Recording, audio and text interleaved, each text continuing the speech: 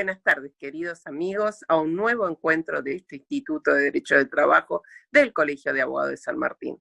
Me llamo Andrea Sosa, soy la directora, gracias amigos por estar. Hoy vamos a tocar un tema muy importante, el impacto del COVID-19 en las relaciones laborales, enfermedades profesionales y la mirada de la OIT. Hoy nos visita el doctor Francisco Javier Abajo Olivares, él es abogado, laboralista, mediador, especialista en violencia y maltrato laboral, profesor de grado y posgrado, publicista. También nos acompaña el doctor Andrés Prieto Fasano, doctor en Ciencias Jurídicas y Sociales, especialista en Derecho de Daños, profesor de grado y posgrado, publicista. Bueno, muchas gracias a todos por estar hoy un sábado. Agradezco fundamentalmente a mi querido colegio, el Colegio de Abogados de San Martín, y a nuestro querido consejo y al sector de académica. Muchas gracias. Querido Andrés, te escuchamos. Para mí un honor estar con Francisco Abajo Olivares. Ya hemos tenido oportunidad de disertar en otros paneles, así que, y con esto disertante y en el Instituto de Derecho Laboral del Colegio de Abogados de San Martín, vamos pensando los nuevos paradigmas, los cambios que se van suscitando, las nuevas reflexiones y repensar un poco a nosotros como operadores del derecho, cuál es nuestro rol o cuál es nuestra responsabilidad en un mundo que es presente, no inminente el futuro del trabajo o lo que está sucediendo. ¿Cómo debemos actuar? Veníamos diciendo que el coronavirus, sin duda alguna, cambió de paradigmas y en el mundo del trabajo un poco agilizó lo que se venía dando en el mundo, que es la digitalización. Ese proceso que se venía dando en esta era de la digitalización, lo que denominamos la revolución 4.0, ahora en el mundo del trabajo, creo, según informes y la propia Organización Internacional del Trabajo establece que alrededor de 300 millones de personas en el mundo están haciendo uso del teletrabajo. Teletrabajo que en realidad algunos denominamos home office, trabajo remoto o como queramos ponerle. La realidad es que en Argentina no está legislado el teletrabajo, el home office, no lo tenemos legislado. Hay un convenio de la OIT que es el 177 que habla del trabajo a domicilio. Y es aquí que surgen un montón de interrogantes. De golpe nos encontramos un montón de empresas que pueden hacer teletrabajo y surgen, por ejemplo, las nuevas enfermedades que se producen por estar pegado a la pantalla. Hablamos con un amigo, incluso nosotros mismos, que nos levantamos y estamos pegados a la pantalla de nuestra Palm, de nuestra computadora, nuestro teléfono, que hemos perdido un poco las rutinas normales que eran 8 horas de trabajo, 8 horas de esparcimiento y 8 horas de descanso. Cuando uno se da cuenta, dice, me levanto a las 8 con un mensaje de mi jefe o de un cliente, termino a las 10 de la noche, almuerzo a las 5 de la tarde, y creo que todos estamos inmersos en estas nuevas realidades que se está produciendo mediante estas modalidades del teletrabajo. Es aquí que nos debemos una discusión sobre reglamentar o regular los derechos y obligaciones de las partes. Yo tengo el honor y el privilegio de representar al sector empleadores ante la Organización Internacional del Trabajo, y creo que es una discusión que nos debemos, y hago alusión a algo que dijo la OIT, es subrayar el diálogo social para poder paliar o generar consensos en estos temas. Es fundamental que todas las partes discutamos esto, el teletrabajo, qué derechos y obligaciones tiene la parte. Surge el derecho a la desconexión por parte del trabajador que está tal vez 9 horas en su casa y de golpe le dice el jefe que tiene que estar a las 19 horas en un Zoom con la pantalla prendida. ¿Tiene derecho a apagar la camarita? ¿Qué pasa con los accidentes y enfermedades laborales? Bueno, surgió la resolución 21 de la Superintendencia de Riesgo de Trabajo que establece que los empleadores deben denunciar a aquellos trabajadores o colaboradores que están haciendo home office de su casa, porque si tienen un accidente, supongamos que están con la computadora y tienen el termo de mate y se le cae el agua caliente y se queman, se considera un accidente laboral y la RT le tendrá que dar cobertura.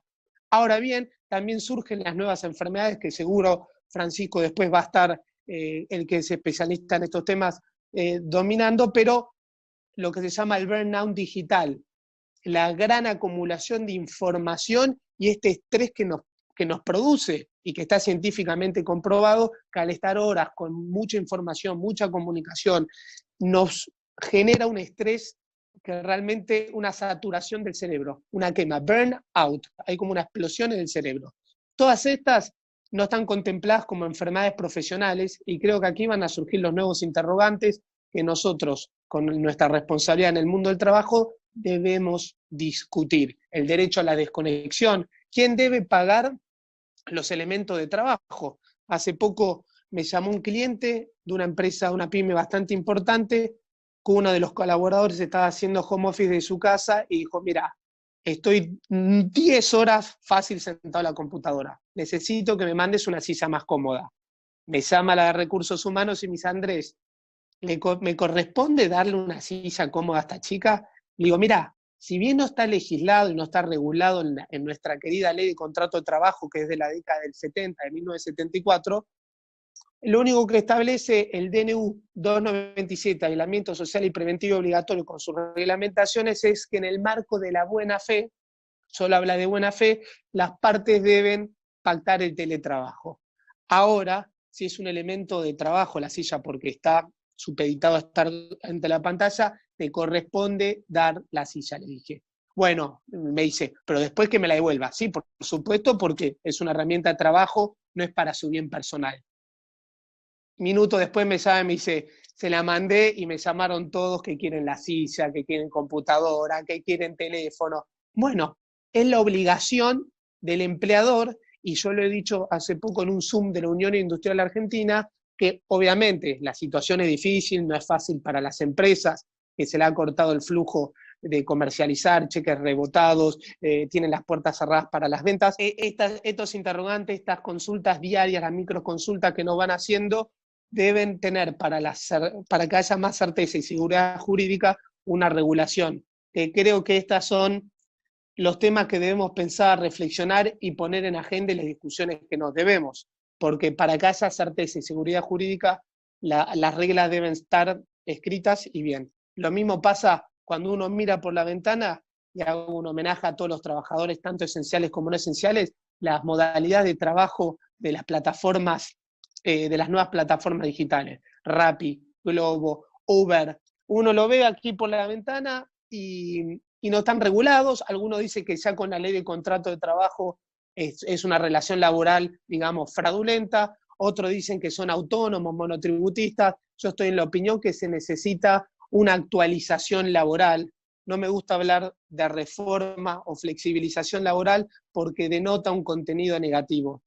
Nosotros, que nos apasiona el derecho del trabajo, sabemos que es un derecho dinámico, no estático. Y hoy más que nunca vemos que el derecho laboral es totalmente dinámico y de un día para el otro, ¿quién iba a imaginar cuando empezó el año 2020 que un virus que estaba en una ciudad remota en Wuhan iba a llegar al hemisferio sur, a la Argentina, y hoy vamos a estar hace 72 días o más confinados en nuestros hogares? Entonces, realmente nos damos cuenta que el mundo es realmente dinámico, y ya esto lo anticipaba McLuhan, ese sociólogo que decía que vivimos en una aldea global, donde repercute lo que pasa en cualquier rincón del mundo. Decía que lo que pasa en Mozambique repercute en Argentina, y lo mismo si pasa en Wuhan, en China. Estamos totalmente interconectados, vivimos en un mundo sin barreras, y son los nuevos desafíos que tenemos, en un mundo tan interglobalizado, intercomunicado, donde las relaciones laborales no son las que eran a fines del siglo XIX, de la revolución industrial de una fábrica lisa y llanamente. Hoy y esto lo empujó, la pandemia ha empujado a las relaciones laborales virtuales. Tengo gente conocida que está trabajando con Estados Unidos, con Paraguay, con Finlandia, tradeando bienes y servicios. Entonces, no es algo de ficción de Julio Verne, de que vamos a estar en el teletrabajo y van a venir los Terminators y los robots. Es algo actual. Lo que estamos haciendo ahora es una suerte de teletrabajo porque estamos utilizando en estas nuevas plataformas. Y estos son los desafíos, son los interrogantes que van surgiendo y debemos estar a la altura para discutirlos. Y acá subrayo algo que dice muy importante la OIT, que insta siempre al diálogo social. El diálogo social y tripartito. El tripartismo es la fundamental característica que tiene la OIT, que debemos recordar a modo de breve reseña, que el año pasado se cumplieron los 100 años, finalizada la Primera Guerra Mundial, esa gran guerra, el mundo se ve necesitado ante esos derechos fundamentales humanos que fueron afectados, de generar un organismo internacional que le dé protección. Surge la Sociedad de Naciones, que luego es la ONU, la OIT. El año pasado, en el centenario, se habló o se discutía de hacer una comisión para el futuro del trabajo por las problemáticas que está viendo el mundo. Yo creo que el año que viene, este año se suspendió la reunión anual que se hace en la OIT, la primera vez en 100 años, porque incluso en la Segunda Guerra Mundial se hizo en Washington las conferencias. Esta es la primera vez en 100 años que la OIT suspende su conferencia anual. Yo creo que el año que viene la comisión que se va a abordar, más que libertad sindical u otros temas, va a ser, que también son muy importantes, el futuro del trabajo como algo inminente y la sanción de un convenio o recomendación. A modo también de chivo, esta semana, no sé si saben, se presentó en el Senado, vía digital, el proyecto del convenio 190, que fue aprobado el año pasado, sobre violencia y acoso laboral para ambas partes de la relación de trabajo. Es importante aclarar ambas partes de la relación de trabajo. No solo el trabajador puede ser víctima de un acoso laboral, sino también el empleador. Después Francisco, que es un especialista en el tema, va a abordarlo. Pero bueno, estos son un poco los temas que más creo que van a trascender. Incluso el coronavirus como una enfermedad profesional que tal vez vino para quedarse. Si no viene una vacuna, tal vez la vamos a tener, y el propio en marzo, el 23 o el 22 de marzo, la Organización Internacional del Trabajo sacó un informe, un paper muy interesante, donde recomienda todos los convenios y recomendaciones del OIT que tienden a mitigar el impacto negativo del coronavirus. Obviamente el informe del OIT es intuitivo y tiende a proteger el salario del trabajador, recomendando el convenio 95 sobre salario. Sobre enfermedad profesional, la OIT estima y dice que el coronavirus en un marco laboral se debe considerar como enfermedad profesional, ya fuese si uno la contrae si es un trabajador esencial y lo contrae en un hospital como un médico, o si es un colectivero y lo contrae llevando pasajeros. Entonces, la OIT dice que el coronavirus es una enfermedad profesional y ha inspirado a muchos países del mundo el informe de la OIT para que sancionen nuevos decretos de necesidad urgencial o leyes que regulen ese tema. Creo que Colombia, Francia han tomado el modelo de la OIT, incluso Argentina, que es una posición que habla de una presunción de enfermedad. Hay unos temas que abordar que después luego lo va a abordar Francisco.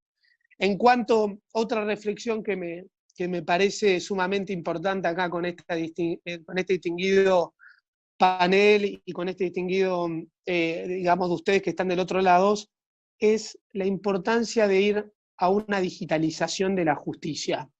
Y lo hemos visto en carne propia nosotros los abogados que litigamos, que no estamos preparadas la Argentina para que venga otra pandemia, porque muchos abogados y la justicia, que es un valor esencial. Y yo me acuerdo cuando estudiábamos en Derecho, que en la primera clase a la introducción al derecho nos dijeron, hay un aforismo romano que dice, si la justicia es lenta no es justicia.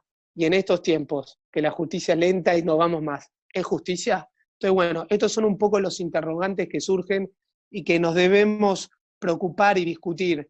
El año pasado tuve la gran oportunidad de hacer un viaje becado a Washington, a un programa que se llama Inaltum, formación de jóvenes líderes, donde nos llevaron a un encuentro con senadores, congresistas, y fuimos a ver un juez federal, ni más ni menos que en el estado de Washington.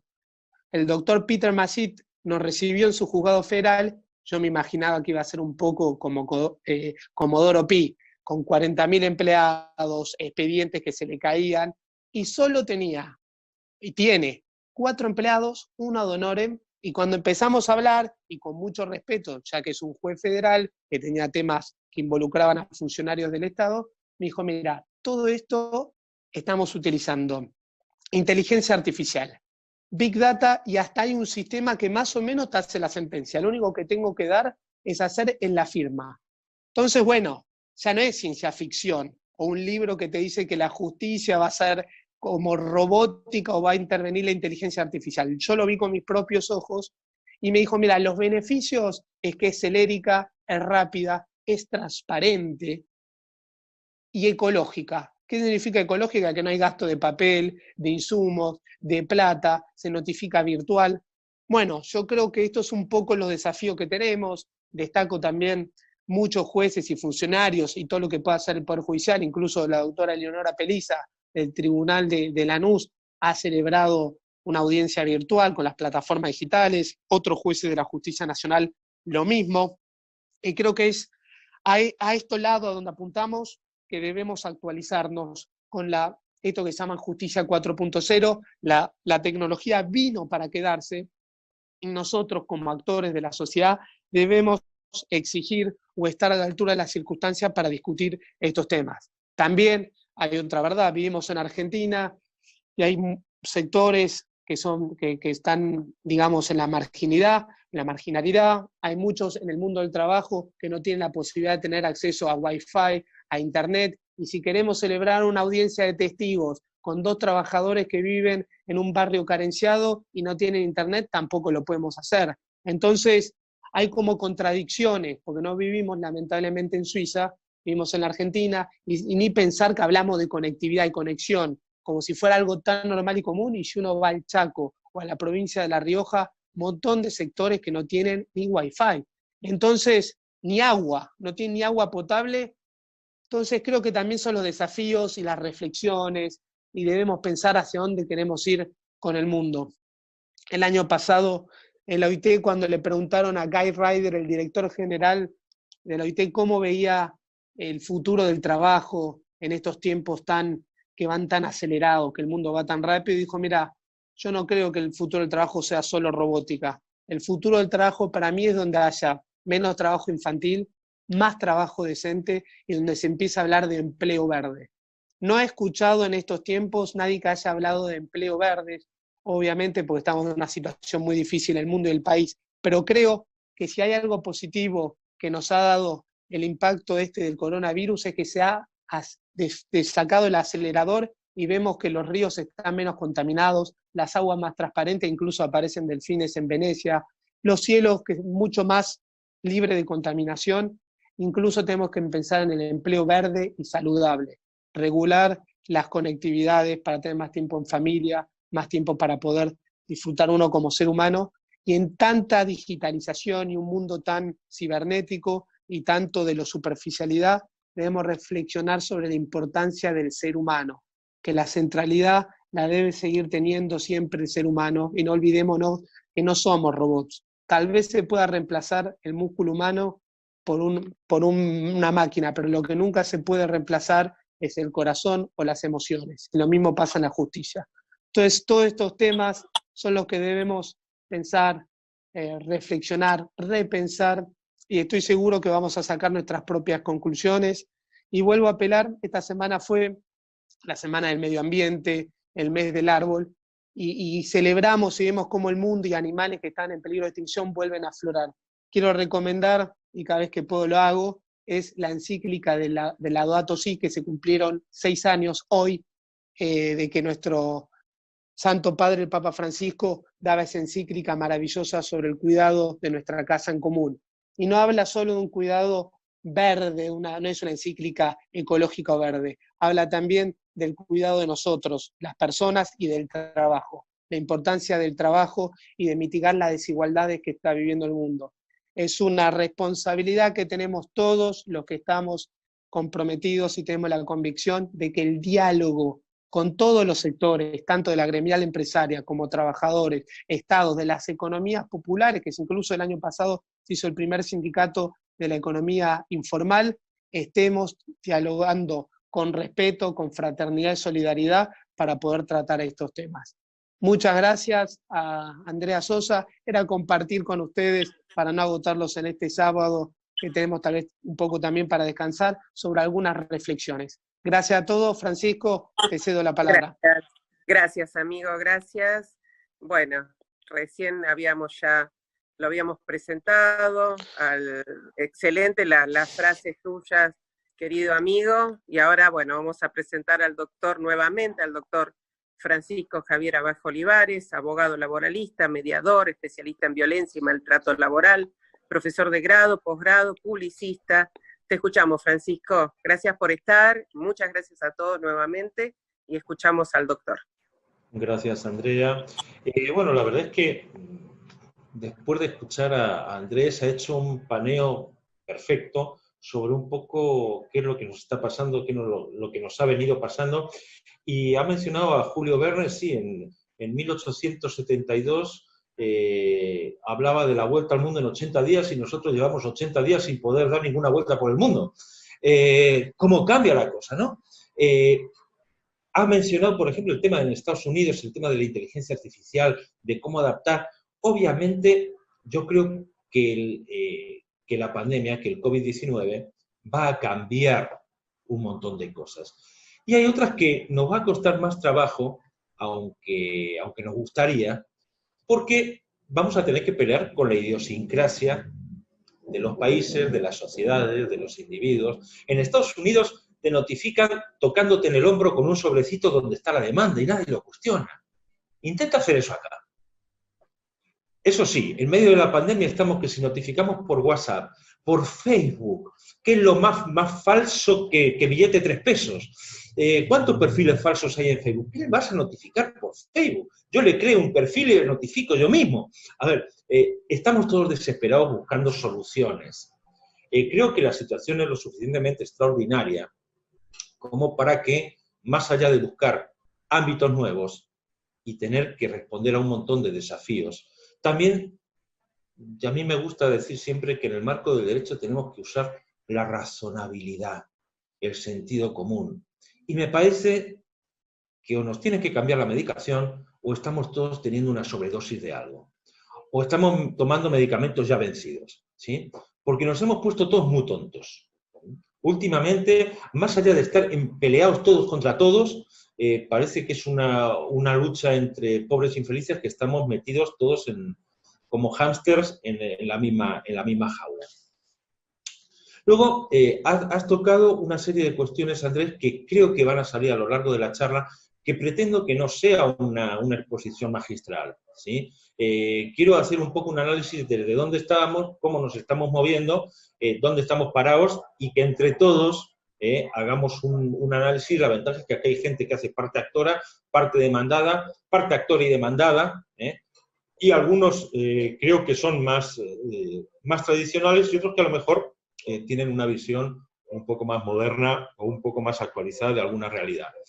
Sobre todo, veo algunas caras muy jóvenes que han nacido ya en la época de la informática. Y si van a aprobar alguno de los proyectos de ley que están ahora mismo circulando por ahí sobre teletrabajo, mejor nos cortamos las venas y nos dedicamos a hacer otra cosa. Porque están planteando como si fuera teletrabajo cosas que son elementales para trabajar desde casa, que era lo que le decía su cliente el otro día a Andrés.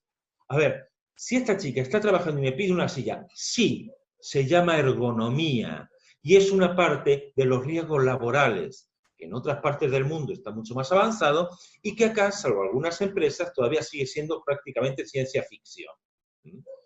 No hay más que ir a un tribunal, a un juzgado laboral, por ejemplo, de la ciudad de Buenos Aires, para darse cuenta que la ergonomía se debe escribir con H muda. Porque tienes la computadora encima de 4 expedientes para tener a una altura adecuada. El asiento, gracias que tiene 4 patas y no se le clava cuando se sienta un clavo en el traste. La luz funciona cuando quiere. En invierno se mueren de frío y en verano se matan de calor porque no tienen un aire acondicionado en condiciones. A ver, están en ámbitos... A ver, en ese ámbito no se puede habilitar una audiencia de testigos. No se podía habilitar una audiencia de testigos antes del coronavirus. A ver, tenías que estarte casi encima del abogado de la contraparte y sentado sobre expedientes en un banco que estaba de apoya carpetas. A ver, esa es nuestra realidad. ¿No debería ser? No, no debería ser. Debería ser otra cosa. Pero es lo que tenemos. Entonces vamos a tener que empezar a barajar y dar de nuevo. La ventaja del COVID-19 es que ha mandado todo tan al demonio que nos va a permitir en algunos casos empezar a hacer eso. A lo mejor por las buenas no lo hubiéramos hecho nunca. A lo mejor por las malas no nos va a quedar más remedio. Y hablaba también, Andrés, del tema ese, cuando planteas el tema de las nuevas enfermedades, el tecnoestrés, el burnout digital, el derecho a la desconexión digital, algo de lo que se empezó a hablar fundamentalmente en España y Francia antes del coronavirus. Y que uno lo decía acá como diciendo, ¡joder, qué avanzados que están! El tema de la desconexión digital, ahora es algo cotidiano acá. El tema vinculado con violencia y acoso laboral, el tema del ciberacoso, desde lo laboral. Hasta ahora normalmente hablábamos fundamentalmente del grooming o del ciberacoso de otro tipo. Bueno, ahora las técnicas de información y comunicación, las tecnologías de información y comunicación, se han convertido también en un mecanismo ideal para agravar algunas de estas formas de violencia y de maltrato. Pero vamos a ir un poco paso a paso, ¿sí? Habló también Andrés hace un momento de una ley de contrato de trabajo que evidentemente hay que actualizar. No sé si reformar, no sé cuál es la palabra adecuada. Pero chicos, seamos conscientes. Más allá de que la ley de contrato de trabajo era una ley de avanzada, porque en el año 74 está planteando cuestiones que muchas leyes laborales no plantean en muchos lugares del mundo. Lo cierto es que es una ley del 74, la mayoría de los convenios colectivos de trabajo son del 75, y en esa época había gente que ahora mismo está conectada, que no había nacido, y estaba en pie todavía el muro de Berlín. A ver, el mundo cambió. También eso nos va a obligar a sentarnos, sacarnos la careta, y empezar a hacer funcionar la materia gris para ver qué planteamos de avanzada, de ir hacia adelante. No se trata de que una reforma sea una pérdida de derechos. Se trata de que una reforma sea una adecuación de los derechos, sin perder, a la realidad cotidiana. Yo en esto siempre pongo un ejemplo. La vida me ha puesto en el camino de ser abogado de algunos empleados, por ejemplo, de la TV pública. ¿Ustedes saben cómo se llama el tipo que sale, el notero que sale con el micrófono a la calle a tomar una nota? Auriconista. Y uno dice, ¿qué demonios es un auriconista? Bueno, la máquina, la cámara que llevaban y filmaban era marca Auricon, que era la única que existía. Cuando se hizo ese convenio, cuando salía un tipo a dar una nota, salía el tipo con el micrófono, el que llevaba la cámara, que eran tan pesadas que venían con trípodes de madera, el que llevaba los cables, el que manejaba toda esa maraña, el que conducía la camioneta, y cuando tenían filmado la noticia, silbaban, le mandaban la batiseñal y venía el de la moto, retiraba el cartucho y lo llevaba a la emisora para que lo editaran. Hoy un tipo con un celular, con una cámara de alta definición, te está emitiendo en vivo. Yo creo que debe haber pocos convenios colectivos de trabajo que hayan cambiado tanto o que se encuentren tan desactualizados en cuanto a la realidad. Están condenados a sentarse, estamos todos, porque eso nos va a tocar fundamentalmente a los abogados, sentarnos para ver cuáles van a ser las nuevas reglas de juego. Bueno, hecho esta pequeña introducción, a ver, y por eso digo que mi idea era que fuera un poco un intercambio de ideas entre todos nosotros. Tenemos que partir necesariamente del DNU 297 del 2020.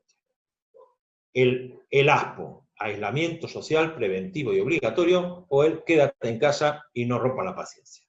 Ok. Con lo cual tenemos ya de entrada dos tipos de trabajadores. Esto nos crea dos tipos de trabajadores claramente diferenciados.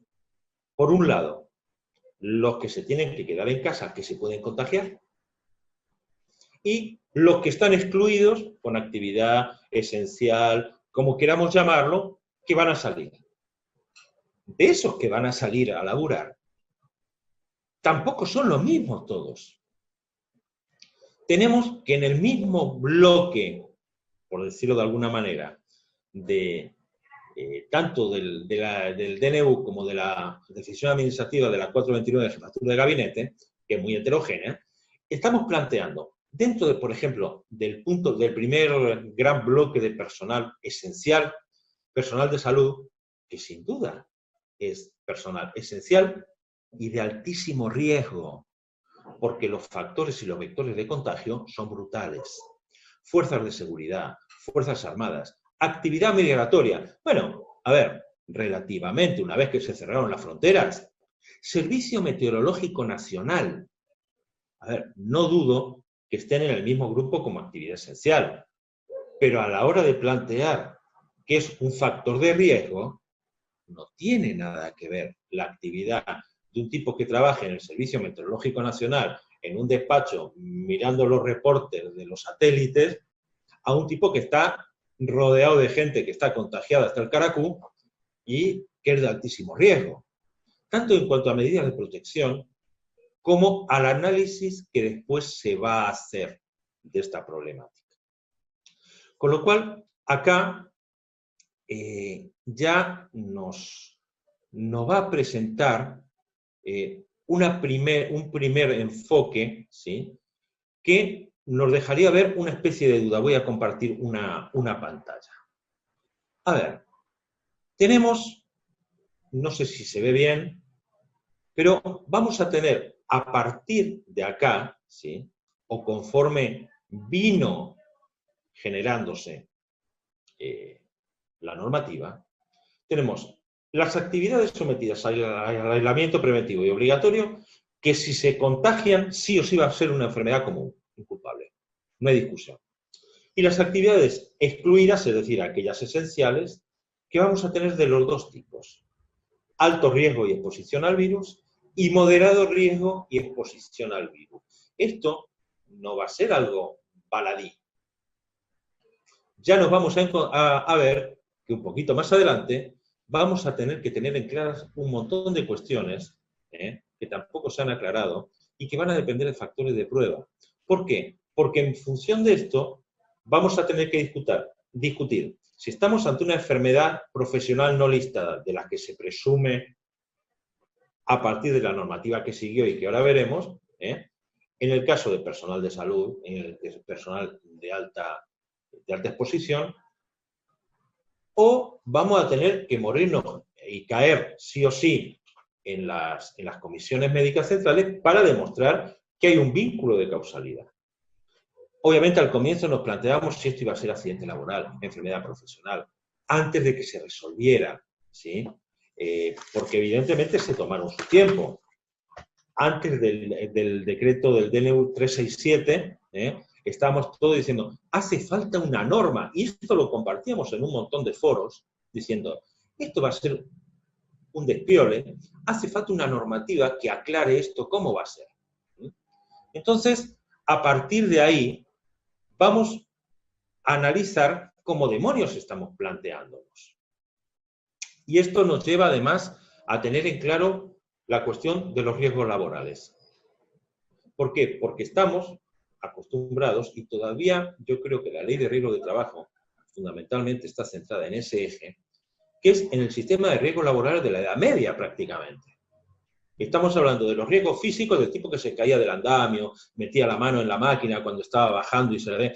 Los riesgos biológicos, o los riesgos químicos, el tipo que abría el frasco no tenía cuidado y se le caía y se quemaba el Dr. Jekyll y Mr. Hyde, y los riesgos biológicos, que sería hoy contagiarte del COVID-19. Ok. De hecho, el decreto 367 lo que hace referencia es a un riesgo biológico, al contagio del COVID-19, nada más. ¿Ok? No hace referencia a otros dos bloques de riesgos laborales que se reconocen en todo el mundo. Es más, la Superintendencia de Riesgo del Trabajo, si entráis por ahí en la parte de publicaciones, no me acuerdo en qué parte está exactamente, hay una serie de folletos, de cuadernillos informativos. Uno de ellos es sobre riesgos ergonómicos, que era lo que charlábamos hace un momentito también con lo de la silla que planteaba Andrés, y de riesgos psicosociales. Y los riesgos psicosociales, a ver, yo siempre comento, el estrés laboral, se llama laboral porque es laboral, tiene origen laboral, tiene características laborales, y para la OIT y la Organización Mundial de la Salud no hay mucha discusión que tiene un contenido laboral. Bueno, acá sigue sin estar en el dichoso listado de las enfermedades que tiene la ley de riesgo de trabajo.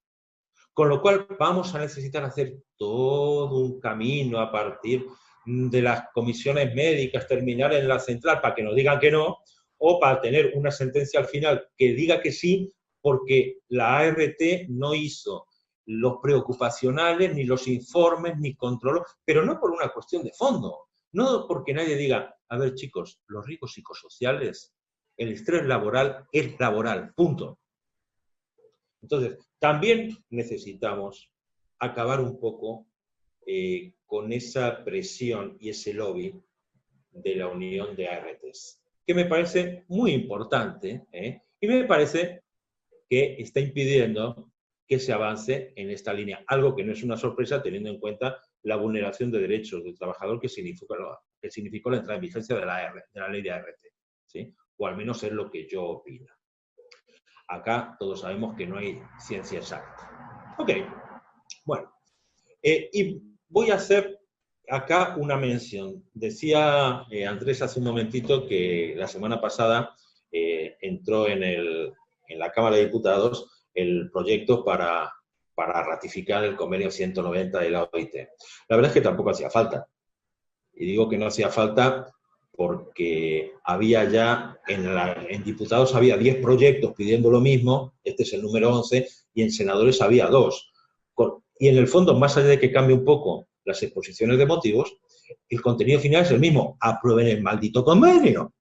Tampoco, no discutan mucho, ya está bien. Ok, el gobierno ha metido el suyo, somos todos amigos. Junten todos y déjense de historias a ver quién se pone las jarreteras, quién dice, no, es que yo lo aprobé, A ver, si no me equivoco, el convenio 190 fue aprobado el 21 de junio.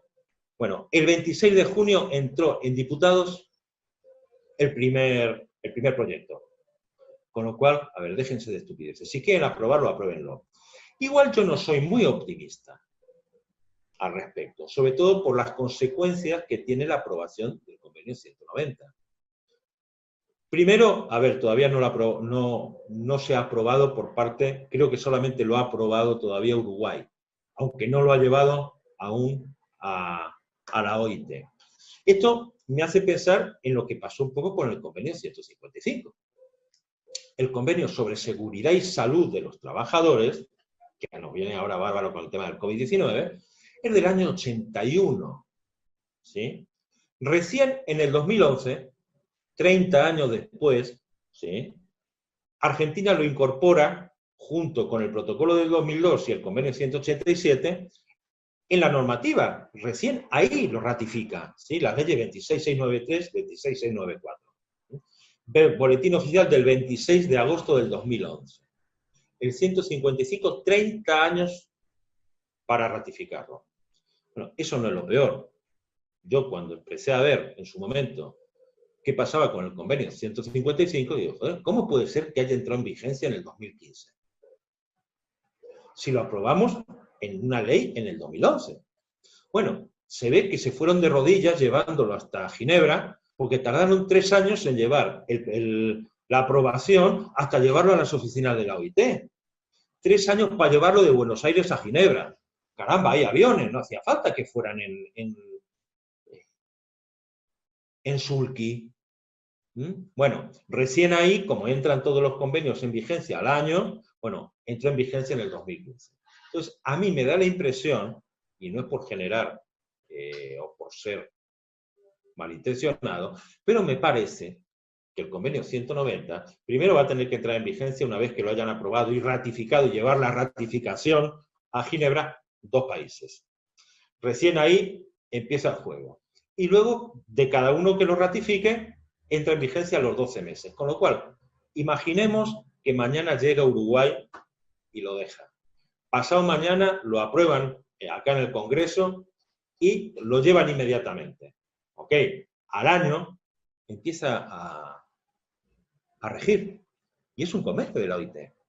Y eso significa que vamos a tener que adaptar buena parte de nuestra legislación laboral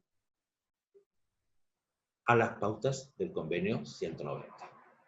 Y me parece que para eso hay que sentarse a laburar en serio, con gente de todos los ámbitos, que conozca de la problemática, por parte del empleador, por parte de los trabajadores, por parte de los sindicatos, que también es una parte importante. Y hace falta además una inversión muy fuerte en todo lo que tiene que ver con capacitación, formación, dentro del concepto de prevención, como concepto médico, tanto primaria como secundaria y terciaria. No solo hacer una formación general o una información general al gran público, sino formar gente especializada.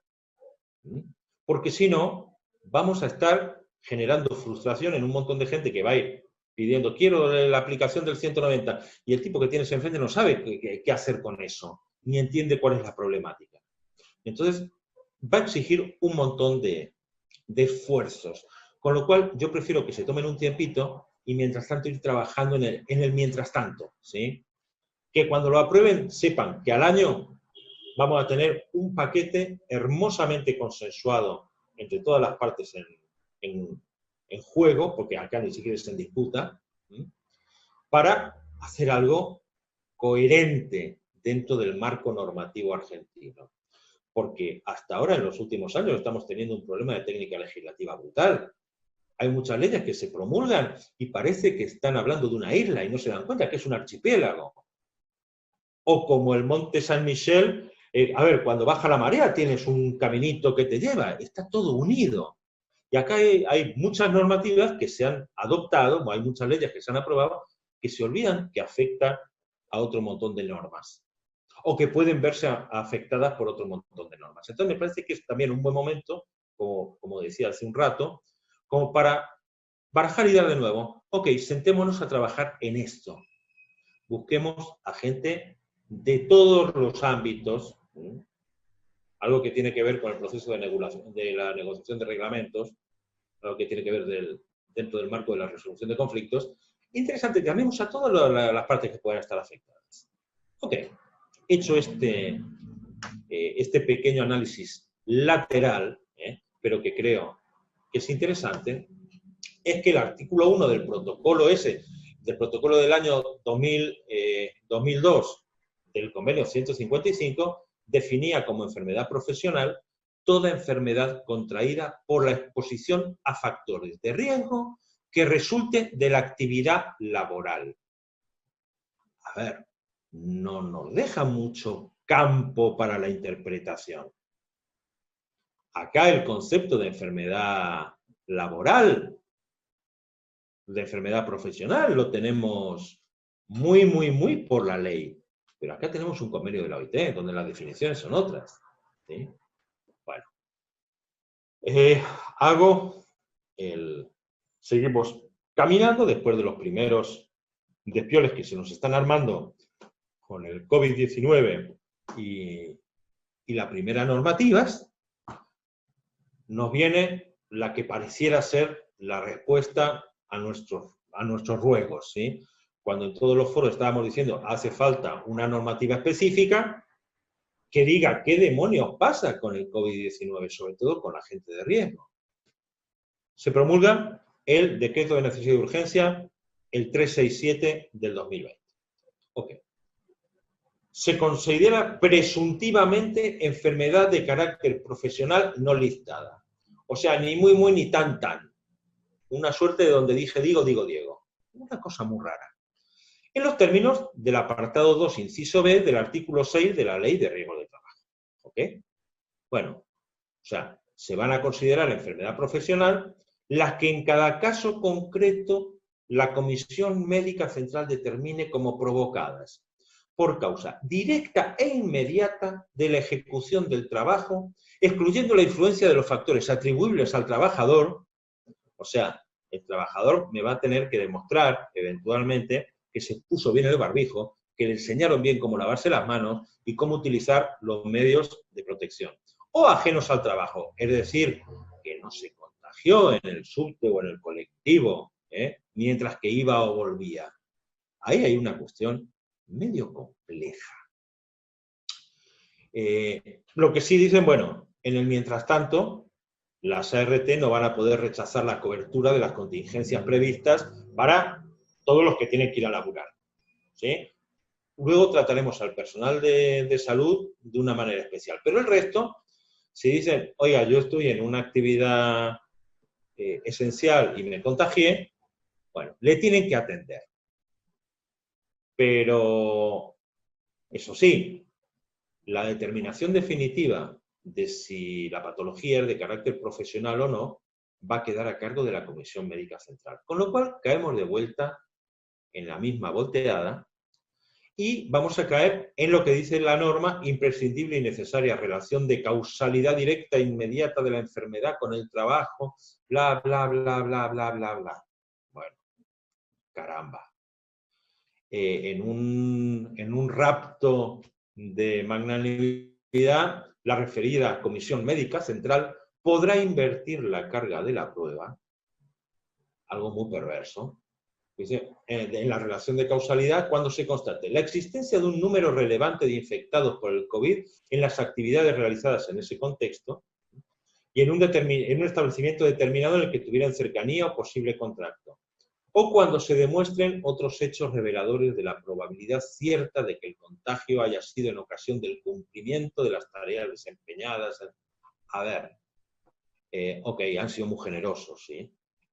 Yo creo que tendrían, no que haber dicho, podrá.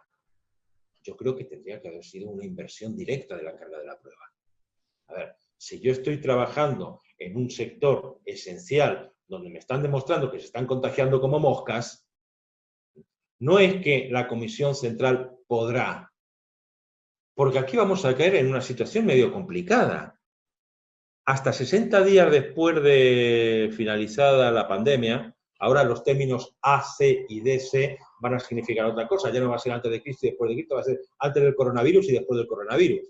Bueno, cuando finalice, a los 60 días, hasta ese momento va a pagar el fondo fiduciario, con lo cual no van a poner plata de su bolsillo. Una vez que esto finalice, de esos 60 días que calculan que más o menos, y si tienen que pagar, ¿cuántas patologías creéis, con la mano en el corazón, que van a dar como que efectivamente provinieron responsabilidad directa del coronavirus y como enfermedad profesional? Para que paguen de su bolsillo real, de su peculio real, las ART. No quiero, insisto, ser mal pensado, pero lo soy. O sea, en una de esas es la sangre ibérica, me hace pensar siempre que esta gente no van a regalar nada. De hecho, los años que llevan funcionando nos han demostrado que nunca han regalado nada. Su objetivo fundamental es pagar siempre lo menos posible. Que no está mal, es un negocio. Tal vez el problema es quién se lo permitió y en qué contexto, en qué condiciones. Que a lo mejor es otra de las cosas que nos tenemos que empezar a plantear ahora, ¿sí? Un cambio de esa estructura. En el artículo 4, el DNU 367 hace la referencia puntual de trabajadores de la salud, ¿sí? Que se entiende que guardan relación de causalidad directa e inmediata, bla, bla, bla, bla, bla. Es una presunción, ¿sí? Hasta los 60 días posteriores de la finalización de la vigencia de la cuarentena que estamos todos podridos, ¿sí? Ok, es una presunción, pero es una presunción. También la respuesta final la va a tener la Comisión Médica Central. Y el artículo 6 facultaba a la Superintendencia de Riesgos del Trabajo a dictar las normas relativas al procedimiento de actuación ante la Comisión Médica Central. Es decir, le encargaron al zorro establecer cuáles eran las normas para entrar y salir del gallinero. Más o menos viene a ser lo mismo. Bueno, y durante mucho tiempo estuvo callado el zorro. Y el zorro habló. Y habló con la resolución 38 del 2020 de la Superintendencia de Riesgos de Trabajo, donde plantea una serie de cuestiones para llevar a cabo este procedimiento de reconocimiento ante la Comisión Médica Central. La primera es que hay que acreditar una serie de cosas ante la ART o el empleador autoasegurado. Con lo cual, acá ya estamos haciendo una división real, no legal, de tipo de trabajadores. Obviamente, si alguien está trabajando en negro, nos olvidamos, ¿sí? Con ese vamos a tener que enfundarnos el traje de ninja y empezar a pelear contra Dios y María Santísima, porque obviamente no vamos a poder ir acá. Pero tampoco van a poder ir los monotributistas, si no tienen ni RT ni empleado autoasegurado.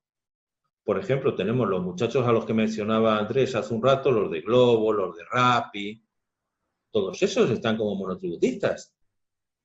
O sea, son esenciales, ma non troppo. O sea, son esenciales para que nos traigan la pizza a casa y no tener que salir, pero eso sí, si se contagian, no van a poder acudir a este mecanismo, porque no van a tener ni la ART, porque no tienen un seguro, iba a usar una mala palabra, mejor no, lo dejo que la penséis todos vosotros. Tienen un seguro de porquería, que además, en el caso de Rappi, se lo preparan en el mismo, le dan de alta el mismo día que ha tenido el siniestro. A ver, tío, porque tengo un caso ahora, recientito. Al tipo le dan, ¿cómo? ¿Que te caíste? ¿Que se te hizo bolsa la moto? Sí, ¿y la pierna cómo está? ¿Y el pedido? ¿Y la moto? ¿Y Candela? Bueno, cuando ya le has dicho que la moto está fundida y Candela sigue esperando la pizza, entonces, dame bien tus datos. Y ahí mismo le dan de alta en un seguro de cuarta que le cubre ese día. Es una locura. Yo no lo podía creer. Di que tengo la documental de este muchacho. Bueno, salgo de ahí. Con lo cual ahí tenemos un problema. Tenemos el problema de los médicos. A ver, ¿cuántos médicos hay que la ley les hizo esenciales, los convirtió en esenciales y que están facturando? Monotributistas. Algunos más o menos razonables, otros un fraude de ley laboral como la Copa Pino, más allá de lo que diga nuestra excelentísima Corte Suprema de Justicia de la Nación. Con lo cual íbamos a tener un serio problema. Y digo vamos, porque nos va a tocar a nosotros afilar los cuchillos y salir a defender a lo que ahora nos están protegiendo. Contra una estructura que va a querer mirar para otro lado. Algo que además, y ahora lo charlaré, me preocupa mucho. Bueno, a ver, no quiero salirme de eje. Luego, afortunadamente, como está Enrique, me voy a acordar y no se me va a olvidar. Lo voy a utilizar de ayuda a memoria. A ver, ¿qué tiene que traer este muchacho o sus causahabientes? O sea, ya parten de la base de que el otro está golpeándole la puerta a San Pedro, como consecuencia del COVID-19. Estudio de diagnóstico de entidad sanitaria incluida en el Registro Federal de Establecimientos de Salud establecido por bla, bla, bla. O sea, tienes que tener el resultado positivo de COVID-19. Firmado claramente por profesional identificado y habilitado por la matrícula correspondiente. Lo cierto es que al día de 6 de abril había 106 laboratorios que analizaban las pruebas de diagnóstico en todo el país. Vas a tener que hacerte con el certificado que te diga que efectivamente fulanito se murió por el COVID-19 o que fulanito no se murió pero tiene el COVID-19. Supongamos que la gente lo consigue. Obviamente, en la ciudad de Buenos Aires, en Córdoba, en el Gran Rosario, en Santa Fe, lo van a conseguir sin problema. Pero hay ámbitos en otros lugares de la geografía del país donde va a ser más bien complejo encontrar un tipo que tenga la autorización, que tenga el registro, para que te informe que efectivamente, o a lo mejor cuando el tipo se contagia lo tiene que trasladar a 300 kilómetros, a 400 kilómetros, y eso es lo que va a tener que hacer la familia para conseguir ese informe. Segundo, mucho más divertido, descripción del puesto de trabajo, funciones, actividades, tareas habituales desarrolladas, así como las jornadas trabajadas durante la dispensa del aislamiento social, preventivo y obligatorio. O sea, primero, obviamente, tienes que trabajar en blanco, pero segundo, va a tener que estar trabajando las horas que decías que trabajabas, porque si no, si eso va a coincidir o no va a coincidir, al tipo lo tenían dado de alta media jornada. ¿Cómo que te contagiaste y entonces no coinciden los horarios? Porque en condiciones normales, si todo es bien pensante, no va a tener problema. Pero las ART no son primas de la Madre Teresa de Calcuta. Y la Comisión Médica Central, lo que nos ha demostrado hasta ahora, es que la sobrina no reconocida. ¿Sí? A ver, ¿qué proporción de reclamos ante la Comisión Médica Central nos han dado bola? No hace poco estaba viendo yo una charla de Horacio Schick, que creo que el lunes o el miércoles está precisamente en las redes una charla específica sobre este tipo de problemática, que os la recomiendo porque si alguien sabe de estas cuestiones es Horacio Schick. A ver, yo qué sé, el 2% le han dado bola. Bueno, eso es lo que nos vamos a encontrar. Con suerte, porque ya veremos cuáles son las secuelas aún no reconocidas del COVID-19, que están excluidas del 367, porque el 367 lo que se hace referencia es al COVID-19, que te contagies con el virus, no a las secuelas posteriores que te puede llevar ese contagio del virus. ¿Ok? Con lo cual eso lo vamos a tener que pelear desde otro lugar. Yo desde ya siempre recomiendo empezar a bajaros todos los artículos de revistas médicas, de diarios, de vídeos de YouTube, de los médicos especializados, el infectólogo del no sé qué, el neumonólogo del otro. Juntad todo porque vamos a necesitar todo para intentar que cubran determinados problemas de salud. Continúo con esta maravillosa descripción de constancia de la dispensa otorgada por el empleador, menos mal que no era una dispensa papal, en los términos del artículo 6 del decreto de necesidad dictado a los efectos de la certificación de la afectación laboral al desempeño de actividades. A ver, ok, a lo mejor tienes el certificado, más allá de los cambios de certificados que ha habido circulando desde que esto comenzó hasta ahora, a saber dónde demonios puso el papel. Y si luego vamos a tener que conseguirlo, y si está abierto o no el empleador, porque en una de esas, en el mientras tanto, cerró. Todo esto es para empezar el reclamo. Y lo tiene que llevar el enfermo, que no creo que el enfermo vaya con el bolsito debajo del brazo, porque para eso está internado, por lo general, o los deudos, ¿sí? Los causavientes, que tampoco les va a resultar muy fácil. Bien. Tiene que tener una serie de datos para identificar, etcétera, etcétera. Bueno, la resolución plantea cuál es el procedimiento a partir de ahí. Los plazos son cortos, con lo cual es más o menos razonable.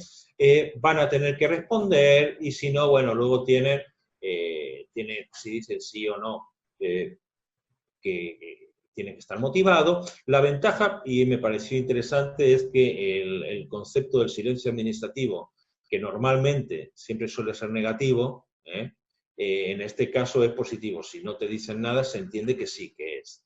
Con lo cual, bueno, una buena. Algunas nos tenían que arreglar. Obviamente el escrito va con patrocinio letrado, etcétera, etcétera. Lo mismo con descripción del puesto de trabajo, bla, bla, bla, bla, bla. Historia clínica de la enfermedad, en el supuesto de haber recibido tratamiento médico asistencial por obra social o en prestadores públicos o privados. Ya vas a tener que ir buscando otro montón de cosas, cuando sería a lo mejor mucho más fácil que directamente de la Comisión Médica Central digan, a ver, hospitales de COVID-19, ¿me lo mandas? No, vamos a seguir facilitándole la cosa al tipo que superó el COVID-19 o a los deudos del COVID-19. Constancia de alta médica y cualquier otra documentación que nos sirva para seguir peleándonos con él. No voy a entrar mucho más en este análisis porque os dejo a vosotros la depresión de agarrar la resolución 38 del 2020 y de la Superintendencia de Seguros y revisarla, echarle un vistazo y saber qué es lo que se nos viene. Entre otras cosas, pide, pero esto lo tiene que acompañar la ART, ¿sí? A ver, el procedimiento es, hay que incorporar, entre otras cosas, perdón, no es la ART, el traslado se le da a la ART tiene que responder en 5 días hábiles, denuncia de contingencia, estudio del diagnóstico emitido por la entidad sanitaria, la constancia de dispensa expresa otorgada por el empleador, será esa que le decía el empleador que tiene que denunciar qué empleados están afectados y por tanto están sujetos a la posibilidad de la RT. Bueno, supongamos que es un empleador más o menos ordenadito y que lo tiene. Historia clínica, informe del análisis del puesto de trabajo por el área de prevención de la ART o del empleador autoasegurado, donde conste profesional interviniente del análisis del puesto de trabajo, título habilitante, matrícula, bla, bla, bla, bla. Bueno, en caso de no ser presentado, se considera el no controvertido lo manifestado, ¿sí?, en el artículo 1, apartado 2 o en el 3.1. A ver, si no lo presentas, ajo y agua, ¿sí? Es verdad. Viene a ser verdad lo que se planteó en cuanto al análisis de puesto de trabajo. Luego está la Comisión Médica Central, que si no, después, bueno, en la apelación puedes ir al recurso directo ante el Tribunal de Alzada del Fuero Laboral de la jurisdicción correspondiente. Estamos en la misma que estábamos antes, ¿sí? No hay mucha novedad. Con lo cual, esto es lo que nos vamos a tener que morfar en breve. Eso sí, en el artículo 18, por ejemplo, da una aclaración de qué se entiende por trabajadores de la salud. Me parece muy amplia, muy abarcativa. Es una de las pocas cosas que para mí me queda claro y que, evidentemente, bueno, nos deja un poquito más tranquilos para saber quién es quién. Con lo cual, acá, en realidad, nos van a tener peleando por volver otra vez a lo mismo de siempre. Vamos a reclamar la enfermedad profesional no listada. Vamos a ir a reclamarle al empleador porque es el empleador el que tenía que poner todos los medios para que yo no me contagie. Vamos a buscar la reparación integral en base a las pautas del Código Civil, que va a ser lo más probable, que mandemos eso y mandemos con todo el paquete de reclamos, total, después que se maten entre ellos. Eso además nos va a permitir hacer el reclamo de gente que no está en blanco o que no está. Va a ser más complicado lo del tema de los chicos de las apps, ¿sí? De Globo, va a ser mucho más complicado. Porque ahí tenemos que plantear, además, el tema del vínculo laboral, del reclamo laboral, de la relación laboral entre las partes. Con lo cual, se nos viene interesante. Pero como os decía, además, el decreto 367 habla del COVID-19. No habla de las secuelas. Y aquellos que les interese, en el mes de abril, no recuerdo la fecha exacta, compartí en Facebook, en el perfil, en mi muro, una nota publicada por un diario portugués, por el diario El Observador. Me tomé el atrevimiento de hacer la traducción del portugués al castellano, y ahí está, sobre qué es lo que pasa después. Algo que ya se está empezando a ver. El otro día había una chica en un canal de televisión que contaba lo que se había recuperado y lo que le había quedado después. A ver, cicatrices en los pulmones, riesgo de ataques cardíacos, problemas cerebrales. Esas pueden ser algunas de las secuelas. A ver, hay los que sobreviven, porque acá el COVID tiene esencialmente el que lo pasa como una gripe fuerte, el que lo hace bolsa y se recupera después de 20, 30 días, 40 días internado, algunos entubados o en la unidad de cuidados intensivos, y el que se lo lleva por delante, sobre todo como consecuencia de patologías previas, ¿sí? de comorbilidades. A ver, el tema es que no respiras. Una vez que te recuperas, el COVID-19 te puede generar, que es lo más frecuente, una suerte de fibrosis pulmonar. Son lesiones de carácter permanente en los pulmones. Eso es lo más común. Algunos casos más graves, mientras que no podía respirar y lo tenían entubado y demás, no le llegó suficiente sangre, con lo cual puede tener problemas incluso de ACV, problemas a nivel cognitivo, problemas de otro tipo que le afectan al sistema cardiovascular. Todo esto todavía no lo tenemos. Todavía no lo tenemos lo suficientemente claro. Es lo que están viendo. El posible daño a la parte nerviosa. Todos hemos escuchado que uno de los síntomas suele ser la falta del sentido del gusto, lo que se llama la ageusia y anosmia, la falta del sentido del olfato. No huelen, no saben. ¿Por qué? Como síntoma. Porque eso significa que alguno de los nervios craneales se ha visto afectado. ¿Sí? De hecho, por lo visto, el virus, el SARS-CoV-2, que genera el COVID-19, por lo visto es bastante aficionado a afectar a determinados receptores que tiene hasta el cerebro, los nervios periféricos y los músculos. Por lo tanto, también les puede afectar. Puede causar incluso parálisis, microinfartos cerebrales, porque te puede afectar por problemas de respiración, el cierre de algunos vasos sanguíneos, problemas de tipo neurológico. Atrofias musculares, hay algunas patologías que tienen que ver con el hecho de estar entubado, de estar en la unidad de cuidados intensivos, problemas de tipo físico. A ver, no viene sencilla la mano. A todo esto, además, le vamos a sumar algo. Y es que, desde la Superintendencia de Riesgo de Trabajo, el gerente general publicó una disposición, la resolución 5 del 27 de marzo, donde se aprueba una serie de documentos que brindan recomendaciones a las actividades laborales que se encuentran exceptuadas del aislamiento. Esta disposición son 4 documentos que cubren distintos aspectos del trabajo y que están en línea con las recomendaciones emitidas por la Organización Mundial de la Salud y el Ministerio de Salud. No nos olvidemos que acá toda la normativa dice que la responsabilidad, enmarcada en el artículo 75 de la Ley de Contratos de Trabajo, cae la responsabilidad de prevención cae en manos del empleador. Y acá en estos anexos que publica la Superintendencia tiene recomendaciones especiales para trabajos exceptuados del cumplimiento del aislamiento social preventivo y obligatorio. Otra, recomendaciones para desplazamientos hacia y desde tu trabajo. Recordemos eso que decía la norma, de que, ojo, que no sea un aspecto externo del trabajo, no sea un factor externo.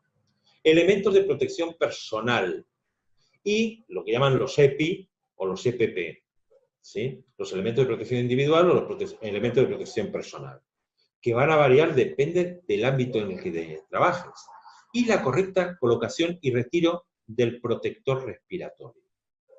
A ver, todo esto para mí tiene un sentido, y tiene un sentido claro, y es echarle el muerto encima cada vez que puedan a los empleadores.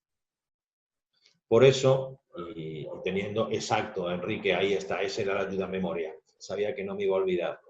Por eso lo que no entiendo, y no lo entiendo desde mi más absoluta sinceridad, es que parecen autistas ahora mismo, el colectivo de los empleadores, o no han tomado conciencia de la que se les viene, porque todas estas secuelas, si la ART en un momento determinado consigue demostrar que el empleador no adoptó o que el trabajador no adoptó los mecanismos, se van a lavar las manos con alcohol en gel y van a quedar las secuelas del otro lado.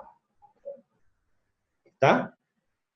Entonces, caramba, yo creo que tendrían que estar muy preocupados y tendrían que estar juntándose para ver qué demonios van a hacer. A lo mejor lo están haciendo sin ruido, no lo sé. Pero me llama la atención lo que para mí me parece una inactividad sospechosa por parte del colectivo de los empleadores. O eso, o no han tomado conciencia, o están entregados. Están más preocupados de si abren mañana o no el negocio, cuando esto termine, si le va a quedar algo en pie, exacto, ¿verdad?, que en la que se les va a venir.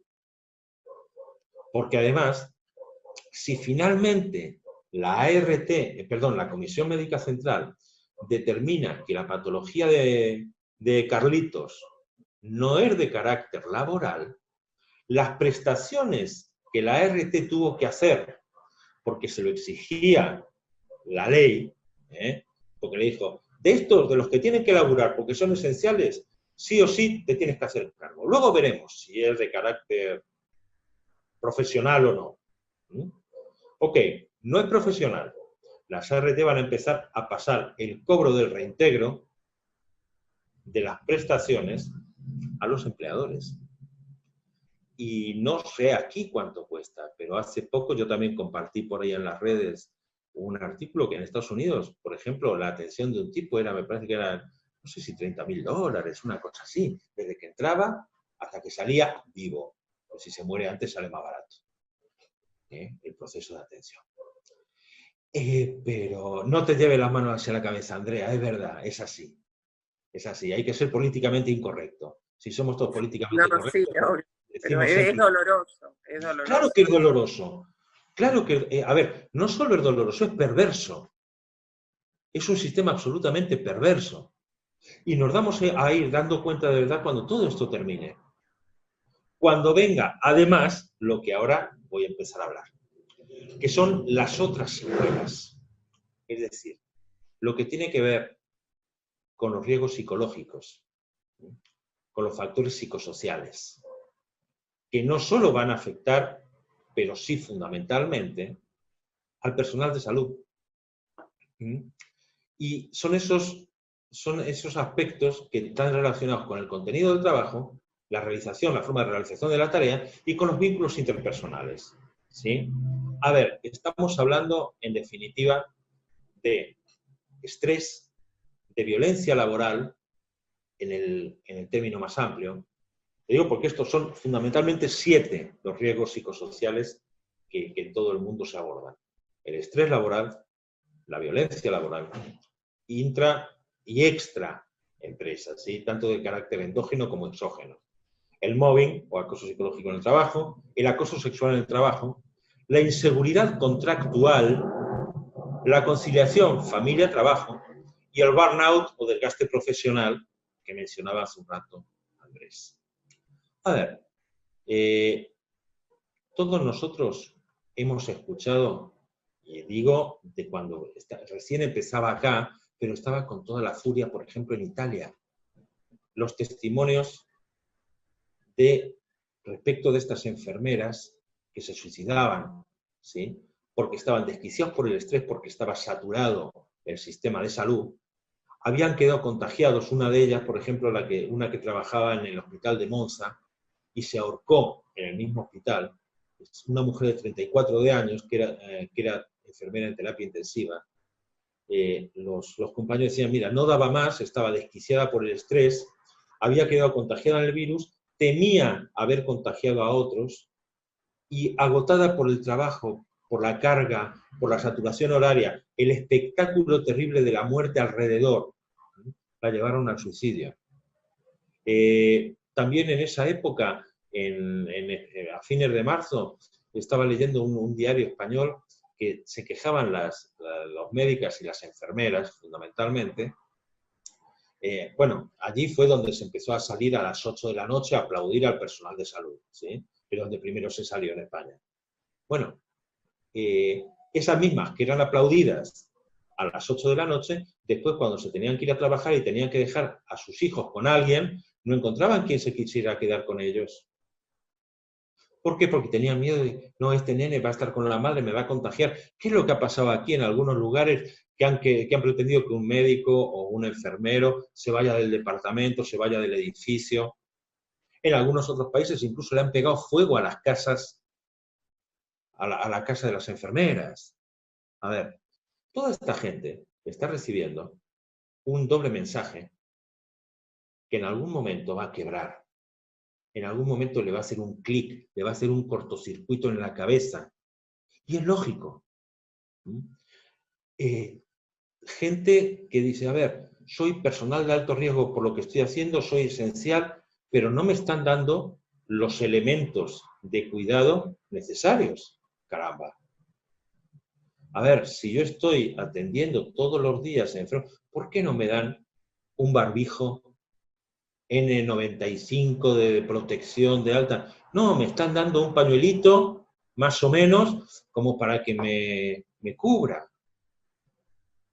Entonces, a ver, lo que dicen ahora, por ejemplo, de denuncia por contagio al médico, efectivamente, todo esto va a generar en breve una oleada de ataques de estrés, de síndrome de burnout, de crisis de angustia, de estrés postraumático, porque, a ver, acá todavía no están viviendo eso. Pero yo os pido que hagáis esa traspolación al personal de salud en Roma, o en Monza, o en Madrid, o en Nueva York, donde, por ejemplo, dentro del personal de salud, personal de limpieza, bueno, el tipo estaba acostumbrado a ir limpiando al lado de los quirófanos, pero a los quirófanos él trabajaba cuando ya había terminado el periodo de operaciones. Ahora está limpiando entre bolsas negras llenas de fallecidos por el COVID-19. Para eso no nos han preparado, pero tampoco han preparado para eso al personal médico. El personal médico también, si alguien está interesado... y varios, perdón Francisco que te interrumpa, ¿no? Varios de los que están acá, están sus esposos, sus esposas, son médicos y lo están sufriendo y uno habla con ellos, ¿no? Un poco esa bipolaridad de la sociedad que en un momento lo aplauden y en otro momento el maltrato que reciben, ¿no? Exacto, es esa dualidad que llega un momento en que te tiene que afectar. Y eso que no están trabajando en los niveles de estrés que tienen cuando tienes 700 muertos por día. A ver, si acá están hasta las manos, imaginaos lo que tiene que ser trabajar en determinadas condiciones. Bueno, el personal médico tampoco está entrenado para eso. ¿Por qué? Porque, a ver, yo puedo estar entrenado para entubar a un tipo.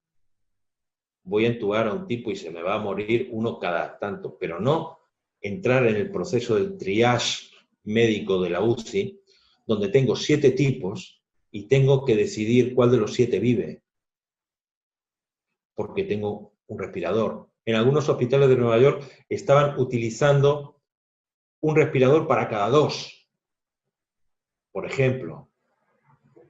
Entonces, también si alguien está interesado, también en las redes publiqué hace un tiempo, más o menos en la misma época, abril, calculo, la traducción de un artículo creo que era del New York Times, de una columnista que hablaba de la preocupación por la salud psicofísica de todo el personal de salud. ¿Por qué? Porque no están formados para eso. Para eso los únicos que pueden llegar a estar formados son los médicos militares en campaña. Para un tipo que se le está muriendo al lado, gente que está partida por la mitad y que tiene que decidir quién vive y quién muere en una décima de segundo. El otro día una colega de Córdoba, cuyo marido es médico, y es médico de terapia intensiva, nos contaba, dice, a ver, llega, tiene que entubar y tiene ahí al paciente, tiene coronavirus. Mierda! Perdón por lo poco académico de la expresión. Entonces se tiene que vestir con el uniforme ese de astronauta, ¿sí? Entonces, se tiene que poner sobre todo ese, el overol, lo que fuere, el mono ese impermeable, la máscara, para el pelo, para cubrirle los zapatos, protector, las manos, y el tipo se le está ahogando delante. La carga de estrés de ese profesional que sabe que no puede hacer nada porque primero tiene que ponerse todo eso y no sabe si cuando termine de vestirse el astronauta, el otro se le va a morir. O será muerto, porque no ha llegado a tiempo. A ver, todo eso, ojalá que todas estas charlas queden en eso, en charlas. Ojalá que no nos toque. Porque si nos toca, nos vamos a tener que enfrentar con eso como abogados. Porque nosotros le vamos a tener que dar la respuesta a ellos. Porque van a venir a nosotros buscando que alguien le diga por qué le está pasando lo que le está pasando, por qué nadie le responde. Y eso nos va a tocar a todos nosotros. O por qué el empleador dice, pero si yo pagué, si la ley decía que tenía que hacer frente la ART a... sí, perdona, pero acaba de intervenir la Comisión Médica Central que nos acaba de hacer pito catalán a todos. ¿Sí? Que no me sorprende que sea un poco lo que ocurra. El problema que tenemos además con los riesgos psicosociales son las características de los factores de riesgo. Primero, porque se extienden en el tiempo y en el espacio. A ver, si yo me contagio hoy y se me pasa pasado mañana. Pero si a mí me agarra un estrés postraumático, me puede aparecer dentro de 6 meses, dentro de un año, o puede permanecer en el tiempo. Uno de los casos que contaba en ese artículo del New York Times, que traduje y que subí a las redes, hablaba de un médico, en un momento determinado, que tiene que decidir si intuba a un tipo de 30 o a un paciente de 70 años. Bueno, agarra el manual, dice, a ver, el triage, se dan estas pautas, se dan estas características, tengo que intubar al de 35, se me muere el otro. El problema fue cuando ese médico llega un momento donde al que tienen que decidir si intuban o no intuban es a su padre de 70 años. Entonces es ahí cuando se le agarra los 7 males malayos, la chiripiorca, se le cruzan los cables y es cuando se le genera el conflicto ético de si actuó bien cuando decidió intubar a uno y no al otro. Y esas son decisiones sobre la vida y la muerte que la tienen los médicos, la va a tener el personal de salud. Ninguno de nosotros la vamos a tener. Y esos son los problemas con los que además vamos a tener que lidiar nosotros, porque vamos a tener que saber entenderlos. Por eso yo digo desde ahora, ojalá que sea después material que tenemos en una carpeta que no vayamos a usar nunca. ¿Sí? Pero creo que nos van a venir bien. Fundamentalmente para poderle discutir al de enfrente. O para poder convencer al juez, que en definitiva es lo que queremos todos. Segundo, los riesgos psicosociales son difícilmente objetivables, afectan a otros riesgos, porque en la medida que yo esté histérico, a ver, si yo estoy con un estrés de caballo, probablemente, o con un burnout de caballo, o una crisis de ansiedad, o lo que sea, me va a costar mucho más trabajo entubar a un tipo. Y probablemente si lo intubo, lo puedo intubar mal. Tiene poca cobertura legal, ya vemos que acá es como si tienes tos y te rasca la barriga, y a menudo es de una intervención muy complicada, muy difícil.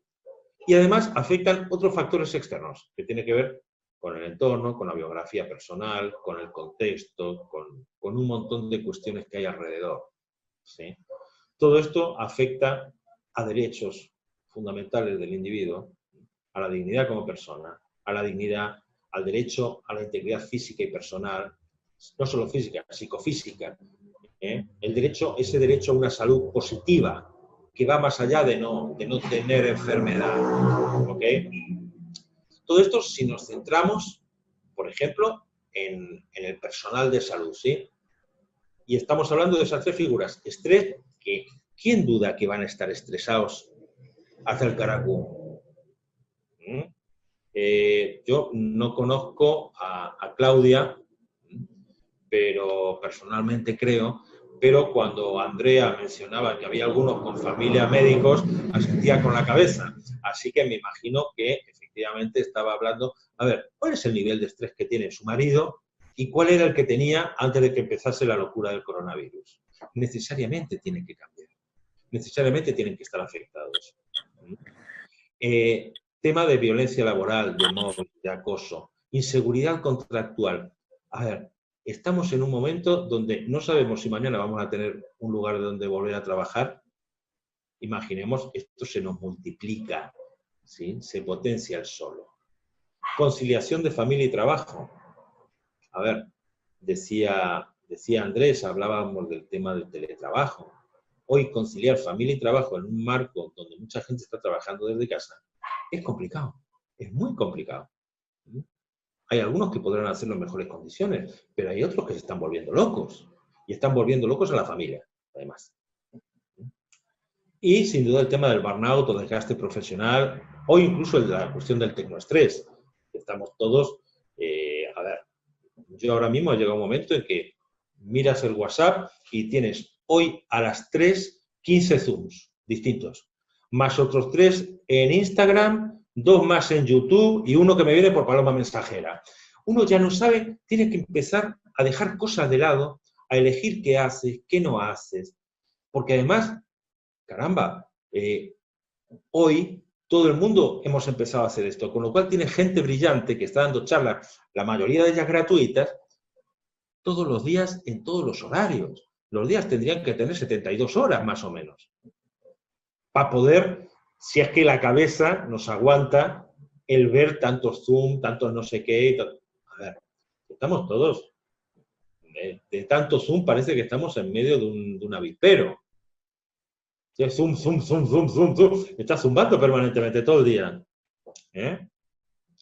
Y algunos más o menos nos hemos ido acostumbrando. Yo confieso que yo el primer Zoom lo hice con estos chicos de Córdoba durante la pandemia. Nunca había usado este invento diabólico. Y ahora lo tenemos incorporado como algo cotidiano. O sea, mira, por eso, miras el mail, miras el WhatsApp, dices, ¿qué Zoom tengo hoy? A ver, a todo esto nos tenemos que adaptar y todo esto genera además estrés.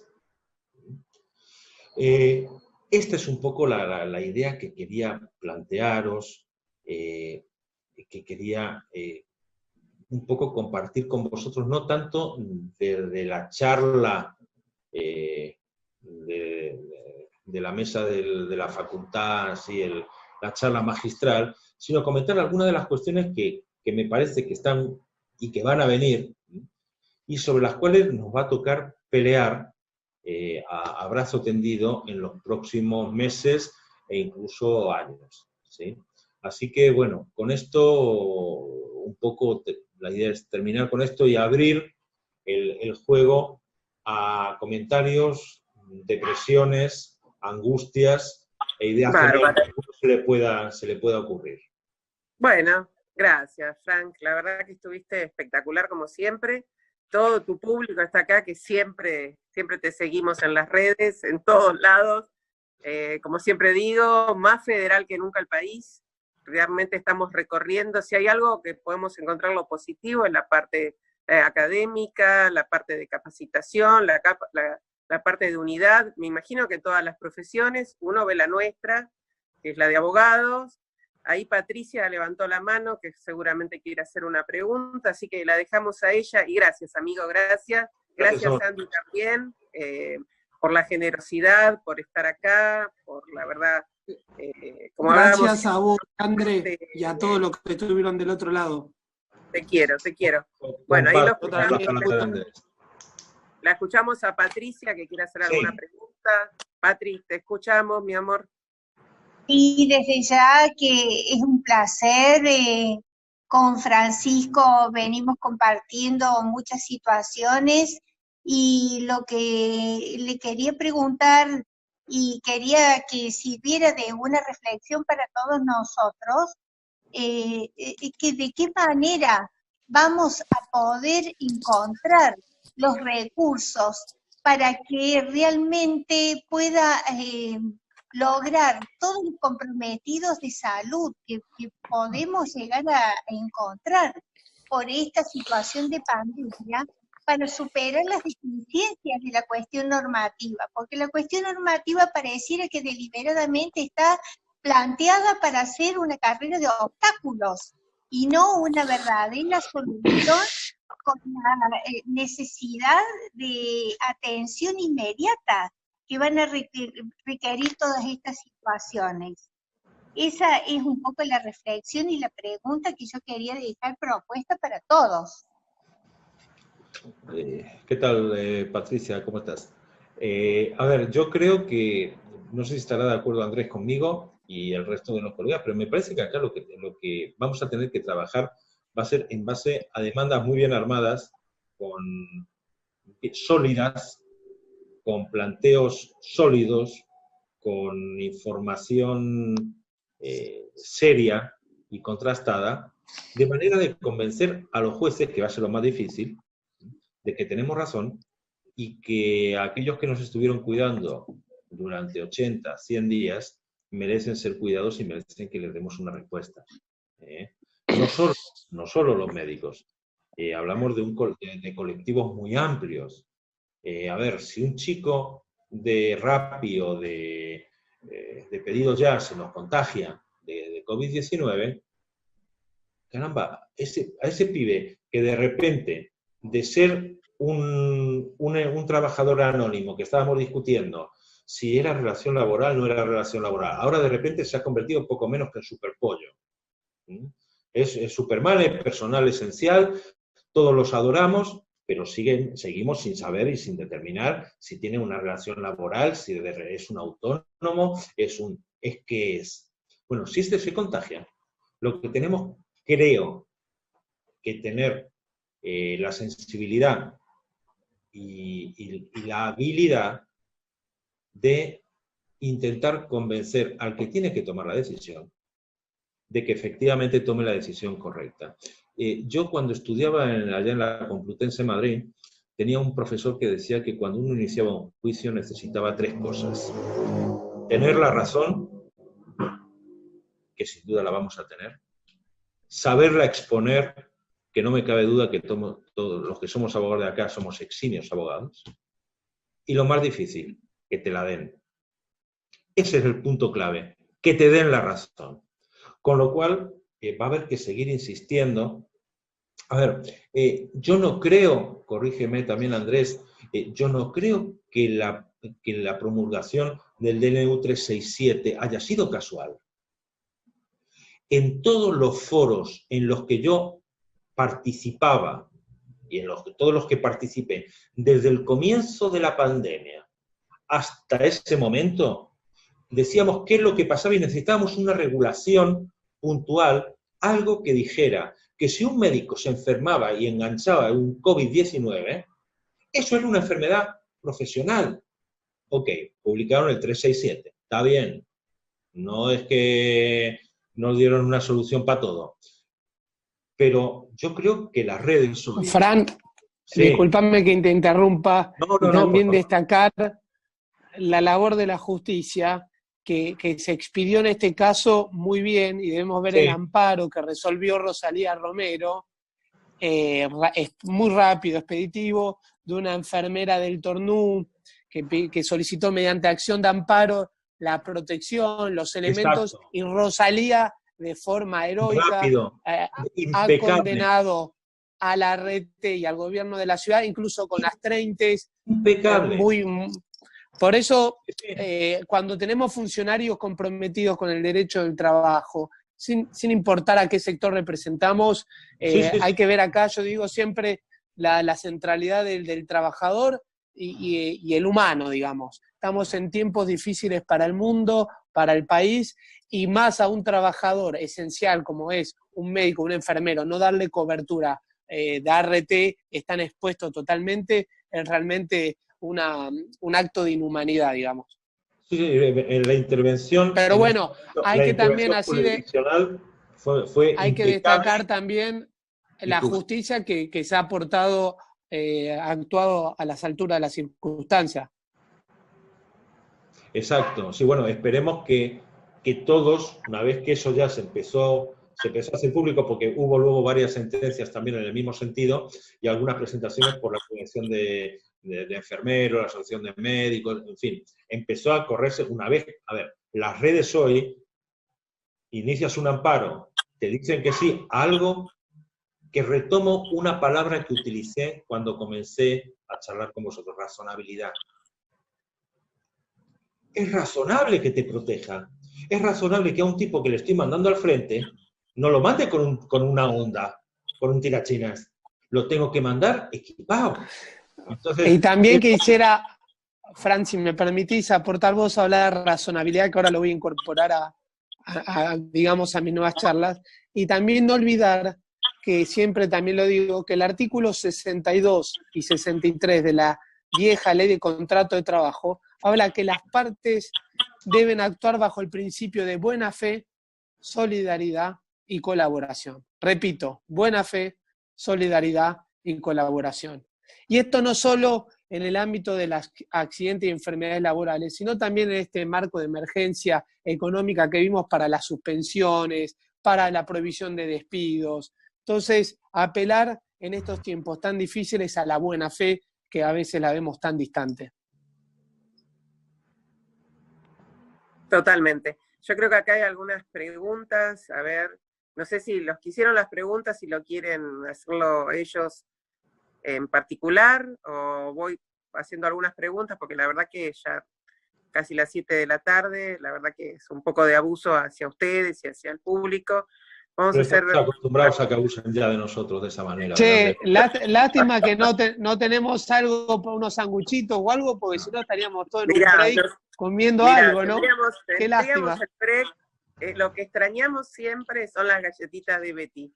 Estamos extrañando las galletitas qué rico Betty. Que es cuando vas ahí a San Martín, el tecito, la galletita, todo bárbaro.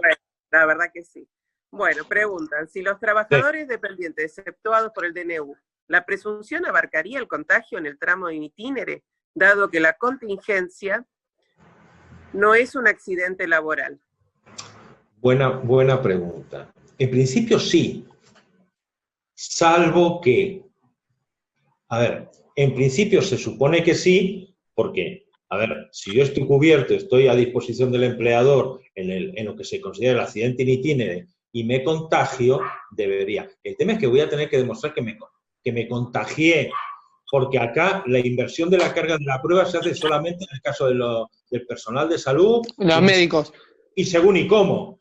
O sea, lunes, miércoles... Acá es la famosa prueba diabólica, y para los que asesoramos empresas, está Enrique también Precedo, es muy difícil, digamos, que el trabajador pueda demostrar, mostrar el nexo de causalidad, salvo que diga que unos compañeros tuvieron coronavirus y se lo contagió, por ejemplo, en el vestuario o en el comedor, y hay otros casos, ahí tal vez sí, pero en el itinere es una cuestión, no sé qué pensamos, Fran. Y tampoco. Y ni tampoco. Y en el vestuario tienen que mantener las distancias de seguridad que te están recomendando, con lo cual nos ponemos en situaciones complicadas.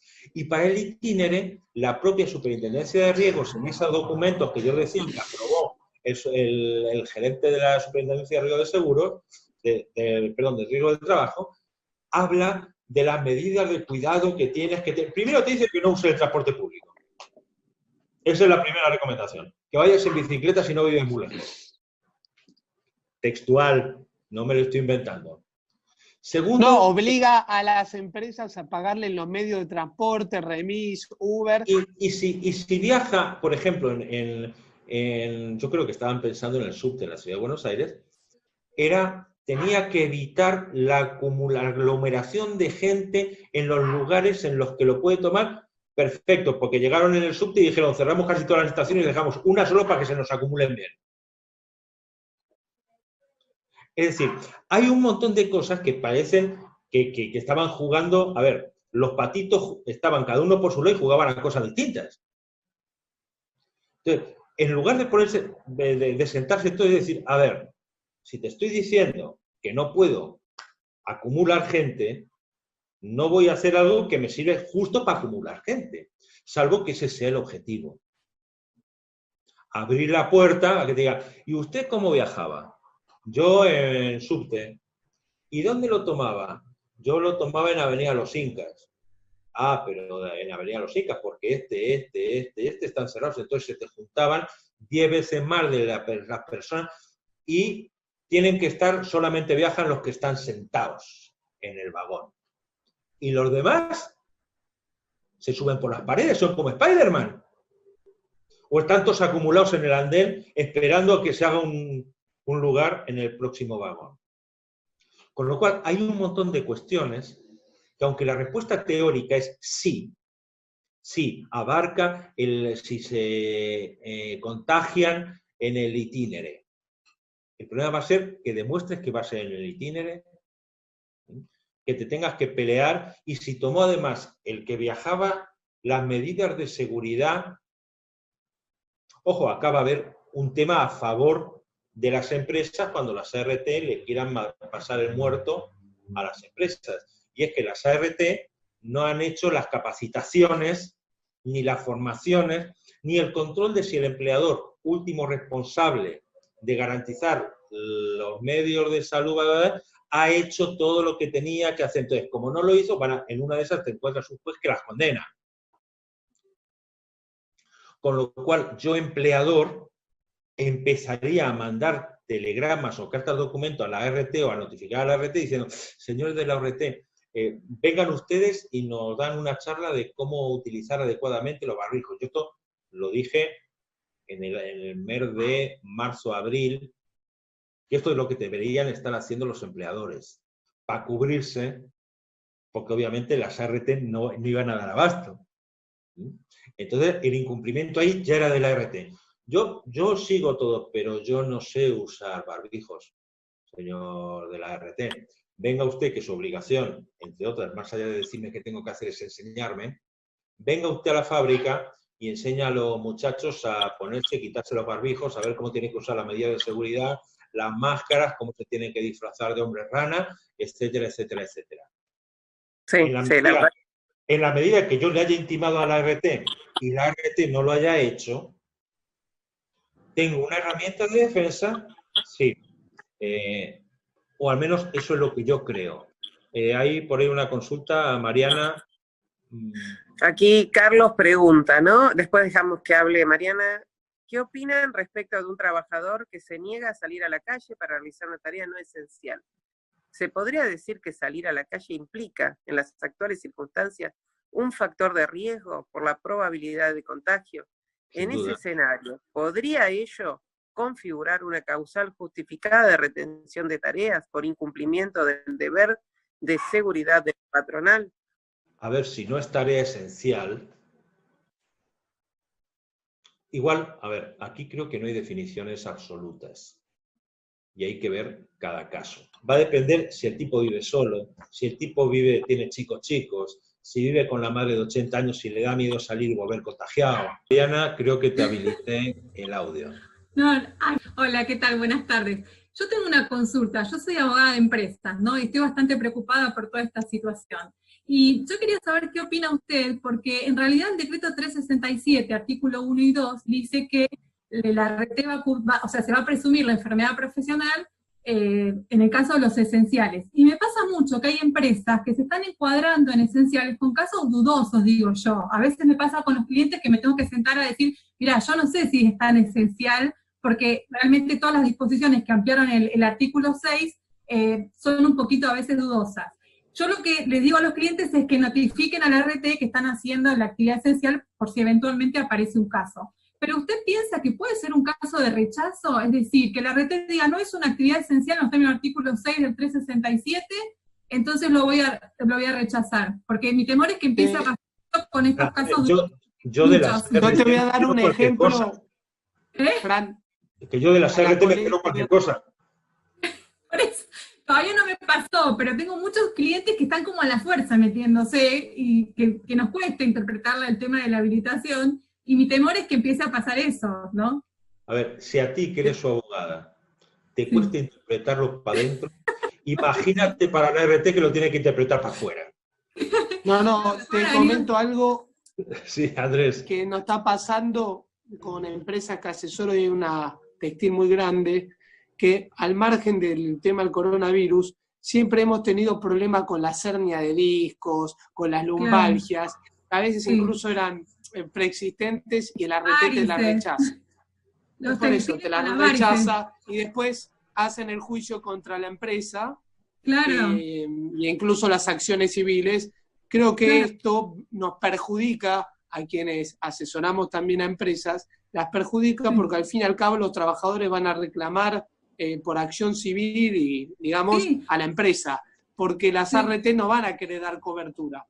Pero de la misma manera que rechazan la hernia de disco, la rechazan, no dicen que es enfermedad profesional, y después los trabajadores accionan directamente contra la empresa, tratando de mostrar el nexo de causalidad.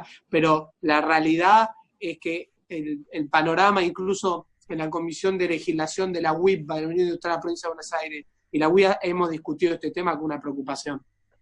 Sí. Exacto, es que es así. O sea que sería una posibilidad de rechazo. Además también teniendo en cuenta lo contagioso yo creo que tendréis que empezar, a ver, la primera opción es la del rechazo. Luego voy a ver si consigo engancharles. Entonces, sabiendo que me van a rechazar, porque, a ver, imagínate con el... Planteémonos que no hay tanta mortalidad, ¿sí? Que no haya que pagar tantas indemnizaciones por fallecimiento. No, pero los partes médicos. Pero el tema de los costos médicos del durante, y si son correctas esas patologías, esas secuelas en el tiempo, que os he mencionado algunas, que yo cuando leí, es en el mes de abril, que llegó a mi poder el artículo este del New York Times, y dije, a ver, mi inglés suele ser más como el de Tarzán que como el de Shakespeare, pero hice un esfuerzo y dije, voy a traducirlo porque esto vale la pena compartirlo, porque no somos conscientes todavía de lo que viene. Entonces, esos costos indirectos o posteriores, que van a venir además después de los 60 días, muchos de ellos, nos obliga, por eso digo, juntémonos, ¿sí? Vis pacem para bellum. Si quieres paz, prepárate para la guerra. Junta todos los elementos que puedas, porque nos va a costar Dios y ayuda pelearnos con alguien que si antes de la pandemia no quería pagar, imagínate después de la pandemia. Desastre. Y además el tema de que como es muy contagioso, después seguramente puede contagiarse al resto, y el tema del 208, porque el empleado se va a comer todo el 208. El tema es que es muy contagioso. No va a ser tanto el número de muertos, sino el número de contagiados, que hasta ahora acá son 4. Insisto, no tomamos conciencia que acá el número de muertos desde que empezó la pandemia era el número de muertos en Italia en un día. Es decir, hagamos esa proporción. Obviamente no todo es clase trabajadora, no todos son trabajadores, no todos le va a tocar a nuestro cliente, pero es un escenario posible, no tan delirante, que van a tener que tener en cuenta. Entonces yo tengo que partir de la base de que el que está enfrente no va a querer pagar. Ninguna compañía de seguros quiere pagar. O quiere pagar lo menos posible. Y en el caso de las ART, llevan demostrando, desde la ley de riesgo del trabajo, que, a ver, lo que comentaba ahora Andrés, el tema de las hernias, el tema de los... A ver, siempre han mirado para otro lado y se han hecho los estúpidos. Pues con las consecuencias y las patologías que van a tener derivadas del COVID-19, no creo que de repente hayan visto la luz y se produzca un cambio esencial en su alma. Van a querer seguir haciendo lo mismo que han hecho hasta ahora, pagar lo menos posible. Eso es lo que me parece. Gracias. Sí. Hola, sí, Andrea. Hola. Sí, Sandra, por justamente, favor, ¿cómo estás, Andrea? Mucho gusto, doctor, y excelente su charla, me gusta mucho. Le quiero consultar justamente el tema de las secuelas, porque yo estoy escuchando a los médicos, y los médicos hablan de problemas de corazón, por ejemplo, que a la gente posiblemente queden con cardiopatías. Ahí vamos a tener que ir por el derecho común, digamos. La ley de riesgo no nos va a servir, eso pregunto. Probablemente. A ver, el 367, a efecto de la ley de riesgo, habla de contagiarte del COVID-19.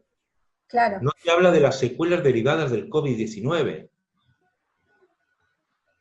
Y que son graves porque hablan de que se agranda el corazón en el momento en que la persona va al respirador, no puede respirar normalmente, con lo cual hace mucho esfuerzo, aunque se salve, no estoy hablando de que se muera, pero que queden con una cardiopatía, con un corazón. Sí. A ver. Como los esenciales o no esenciales, no importa. Cualquiera. El tema es que el que esa actividad no esencial va a ser enfermedad común siempre. Con lo cual, el análisis y el tratamiento va a ser como una enfermedad común.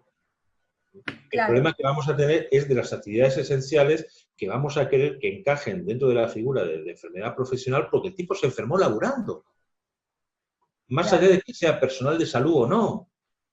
Sí, más o menos como nos viene pasando con otras enfermedades donde pedimos el daño psicológico, porque, por ejemplo, yo tengo clientes, usted hablaba de las hernias, y le digo al doctor acá, yo hago parte actora, todavía nunca pude cobrar en comisión médica ninguna, porque la mayoría de los que tengo me tocan todas hernias o discales, a gente que sí tiene preexistencias, pero otros que no, y sin embargo es inculpable. Entonces, tengo una persona de 45 años operado de columna, que tiene graves problemas psicológicos, y ya tiene que reclamar todo, porque es una persona de 40 años con una columna operada, y es grave tanto el psicológico como el otro. Y si uno arregla por la parte, digamos, el daño físico, después le deja colgado esa otra parte, y capaz esa persona tenga que hacer tratamiento de por vida para estar bien. Por eso yo creo que la mayoría de los casos lo vamos a tener que encuadrar dentro de la reclamación, de la reparación del daño integral. Reparación integral del daño, Sí, sí. Y vamos a tener que demandar o solidariamente al empleador y a la RT, o al empleador y que el empleador luego le diga a la RT. Más allá de que esté bueno reclamarle a la RT y que la RT te diga, no, esto no es riesgo laboral. Listo, me voy al otro. Que se peleen, que se maten entre ellos. Todo va a depender de cada caso concreto. A ver, si tu empleador es el taller de cacho y es un pobre piojo que sabes que no le vas a cobrar nunca nada y no vas a arañarle, aunque le des vuelta, no le vas a sacar una moneda del bolsillo, voy a intentar ir contra la RT. Ahora, si tengo un empleador solvente, con todo lo, bueno, pues a ver, con todo lo que el concepto solvente significa hoy. Que hoy puede estar y mañana no, y a lo mejor un pequeño empleador intenta mantener su negocio a flote y el otro se presenta en concurso y te arruinó el proyecto que tenías. ¿Sí? Entonces, a mí me pasó hace poco con un juicio donde tenía el reclamo inicial contra A, que era una pobre piojo que estaba puesto por B, que era el empleador directo, que a su vez formaba parte de una red de estaciones de servicio, de una petrolera. Digo, la petrolera, esta es mía. Oil Combustibles. Me quería cortar el cuello. O sea, hoy lo cierto es que te puede salir mal la jugada. Pero evidentemente, si sabes que tienes enfrente un empleador al que no le vas a sacar una moneda, tu estrategia tiene que ir por intentar enganchar a la RT como sea. Me parece. Por eso hay cosas que hay que ir viendo caso a caso. No puedes hacer un análisis más allá del planteamiento general. Igual no tendríamos prescripciones porque son enfermedades, con lo cual, como es de... O sea, no tendríamos un inicio de plazo de la prescripción, digo, para reclamar después. Eso, tú sigue metiendo cosas lindas en el medio. Sí, sigue ayudando. A ver, obviamente vamos a tener todos los palos en la rueda. Por eso digo, preparémonos para lo que nos viene. Tal cual. Es un día a día. Bueno, creo que no sé si hay alguno más que necesitaba hacer alguna pregunta. ¿Alguien más? Así los despedimos a los queridos amigos. Si alguien quiere hacer alguna pregunta. La verdad, gracias. Agradezco que están acá, queridos amigos. Agradezco también a todos los asistentes, a todos los amigos que están. Agradezco al Colegio de Abogados de San Martín por permitirnos estar, al instituto, a nuestro consejo, a la gente de académicas, y la verdad que en este momento tenemos que ser agradecidos porque es una ronda de solidaridad entre todos, y bueno, nos vemos en un próximo encuentro del instituto. Gracias. Gracias, André, un cariño a todos los amigos que están del otro lado. Muchas gracias. Amigo, gracias a todos. Gracias. Chao. Buen fin de semana. Chao, André, buen fin de semana. Chao, amigos, los quiero. Besos.